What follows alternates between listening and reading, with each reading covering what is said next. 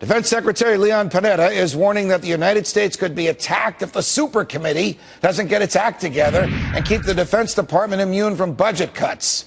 But didn't Joint Chiefs of Staff Admiral Mike Mullen once admit that the biggest threat to our national security is our ballooning debt? Is Secretary Panetta running a fear campaign, or are his worries legitimate? Here to discuss, retired Army Colonel Douglas Macgregor. Colonel Macgregor, always a pleasure. Welcome back to Freedom Watch. Hi, Judge. Colonel, is there a dollar-for-dollar correlation between the amount of military spending and the amount of military strength? No. Unfortunately, that's not been true for a very long time. Look, I think we need to understand that Mr. Panetta is presiding over the Department of Defense, which has a lot in common with the Federal Reserve. You can't audit either of them. Nobody can tell you with precision where all the money goes, and we do know that lots of the money goes to friends of the management. So no, the answer is we absolutely do not translate that money into military power. We've supported the Olympics. We've got all sorts of portions of the defense budget that have nothing to do with military power. Why is it that members of Congress and the American public have this false view that we have to support management's favorite manufacturers because, God forbid, we should cut money to the military? It might let the bad guys attack us. Well, first of all, there's no existential military threat to the United States today. There's no one out there who, frankly, is interested in attacking us directly, that is, as a nation state.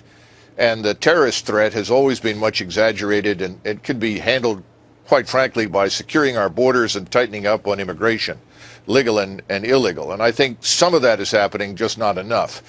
But the truth is that we don't have a serious threat out there, and unfortunately, defense spending, to a large extent, is treated by members of the House and the Senate as a way to redistribute income.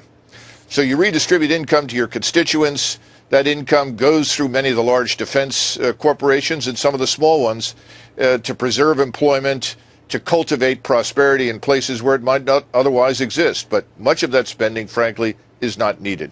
Colonel Macgregor, your career, United States Army, your West Point, your PhD in political science and political theory.